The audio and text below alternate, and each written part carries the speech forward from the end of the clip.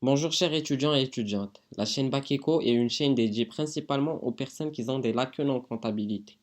Je tiens à vous informer que c'est une matière qui est très facile et je vais vous accompagner à gagner le maximum de points en vous présentant pas mal d'astuces. Pour commencer, il faut savoir que l'examen de comptabilité, il se répartit en deux parties. La première, elle concerne les travaux de fin d'exercice et la deuxième, elle concerne l'analyse financière. Donc dans cette première partie, on va s'attaquer à les travaux de fin d'exercice en traitant les leçons qui concernent l'amortissement et les provisions. Je vous rappelle que vous pouvez gagner jusqu'à 13 points en travaillant cette partie. Commençons tout d'abord par l'amortissement, en présentant son principe, son rôle et ses types. Le principe de l'amortissement est très simple. Imaginez que vous allez acheter un téléphone à 1000 dirhams et que vous prévoyez l'utiliser pendant 4 ans. Ce téléphone va se déprécier de 250 dirhams par année, ce qui veut dire qu'à la quatrième année, sa valeur, elle vaut zéro.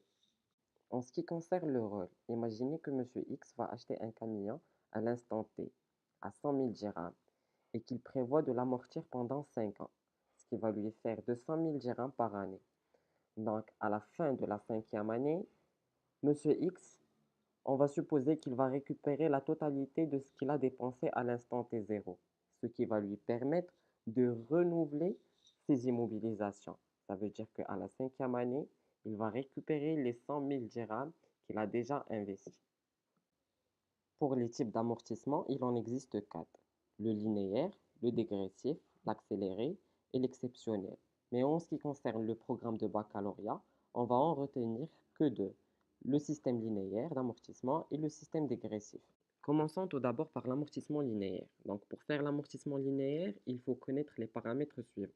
Premièrement, la base amortissable, qui n'est rien que le coût d'acquisition. Cette base, elle est inchangeable au niveau du système linéaire. Deuxièmement, c'est la période ou bien la durée d'amortissement. Cette période, elle nous permet de déterminer le taux d'amortissement. Et finalement, le taux d'amortissement qui n'est rien que 100 sur la durée d'amortissement ou bien 1200 sur le nombre de mois amortissables. Prenons l'exemple de Monsieur X qui a voulu amortir son bien sur 5 ans. On va faire 100 sur 5, elle va nous donner 20%. Pour bien réussir vos exercices d'amortissement, il faut connaître les formules suivantes par cœur. Premièrement, l'annuité ou bien la dotation, qui veut dire de combien le bien il s'est déprécié pendant cette année. Sa formule est la suivante, coût d'acquisition hors taxe fois le taux d'amortissement.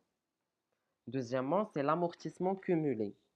L'amortissement cumulé, sa signification est de combien le bien il s'est déprécié depuis la date d'entrée à l'entreprise jusqu'à la date présente. Sa formule est la suivante, le coût d'acquisition hors taxe fois le taux fois le nombre de mois. Le nombre de mois, il se calcule ainsi, depuis le mois d'entrée à l'entreprise jusqu'à le mois présent, le total divisé par 12. Et finalement, la valeur nette d'amortissement, qui veut dire combien il vaut le bien à l'instant T. Et sa formule est la suivante, le coût d'acquisition moins l'amortissement cumulé. Une fois qu'on a retenu l'ensemble des formules, maintenant on peut passer aux exercices, en commençant tout d'abord par les immobilisations en non-valeur. Avant tout commencement, il faut que vous sachiez que les immobilisations en non-valeur, ce sont des cadeaux que vos professeurs vous donnent pendant l'examen et ainsi dans l'examen de baccalauréat. Donc, il n'y a pas moyen que vous ratiez vos points dessus. Pour commencer, il faut savoir les spécificités de ces immobilisations en non-valeur. Premièrement, ce sont des immobilisations qui n'ont pas de valeur. Et du coup, ces immobilisations, ils doivent être amorties dans un délai maximum de 5 ans. Donc, l'entreprise, elle peut les amortir sur une année ou 2 années, 3, jusqu'à 5 ans, pas plus. En plus de ça, il faut savoir qu'il n'y a pas de prorata temporis en ce qui concerne les immobilisations en non-valeur. Par exemple, une immobilisation en non-valeur quand la date d'entrée à l'entreprise est par exemple le 1er mai de l'année N. Donc, pour faire son amortissement, on ne va pas retenir juste à partir du mois de mai au mois de décembre, mais plutôt on va retenir la totalité des mois de l'année. Ça veut dire on va prendre l'année entière. Il n'y a pas de prorata temporis.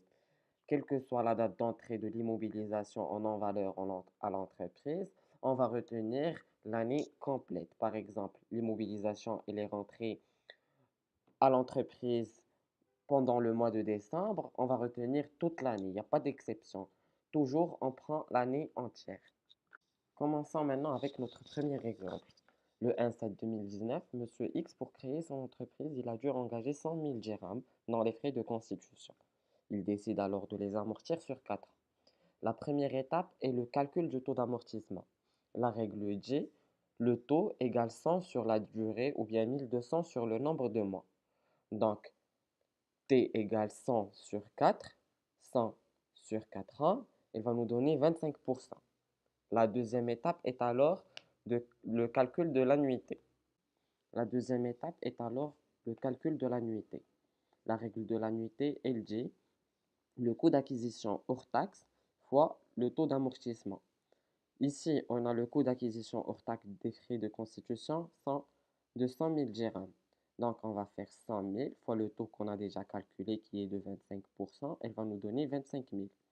Ou encore 100 000 dirhams fois 25% fois 12 mois divisé par 1200. Elle va nous donner 25 000 dirhams. La troisième étape est alors la comptabilisation. Pour commencer, il faut tout d'abord comptabiliser les frais de constitution. C'est tout simple. Il faut débiter au début les frais de constitution, le compte 2111 avec 100 000 dirhams et créditer le moyen de paiement qui est la banque. 5141, banque au crédit, 100 000 dirhams.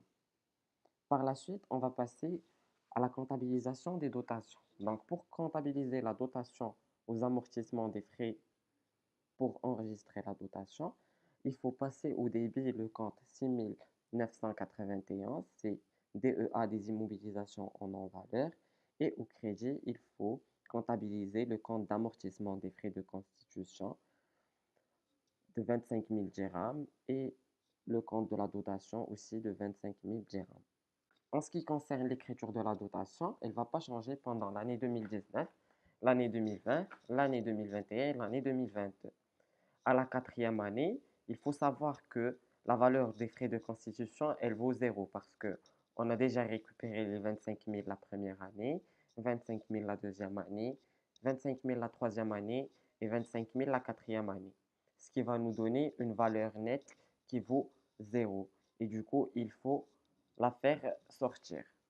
Pour l'écriture de sortie, il suffit de débiter le compte amortissement des frais de constitution et de mettre au crédit les frais de constitution avec 100 000 dirhams, 100 000 dirhams. Supposons qu'on vous demande de calculer l'amortissement cumulé au 31/12/2021. La première chose qu'il faut savoir, c'est qu'il n'y a pas de prorata temporis en ce qui concerne les immobilisations en non-valeur. Et déjà, la relation de l'amortissement cumulé, elle dit qu'il faut multiplier le coût d'acquisition par le taux d'amortissement par le nombre de mois où cette immobilisation est restée dans l'entreprise. Ce qui veut dire depuis la journée d'entrée jusqu'à l'instant T où on va faire notre calcul. La totalité divisée par 12. Mais en ce qui concerne les immobilisations en non-valeur, on a dit qu'il n'y a pas de prorata temporiste.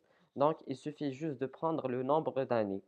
Donc, supposons, plutôt dans notre exemple, l'immobilisation, elle est rentrée en 2019. Il nous demande de calculer l'amortissement cumulé en 2021, ce qui va nous faire 3 ans. 3 fois 12 mois, ça va nous faire 36 mois.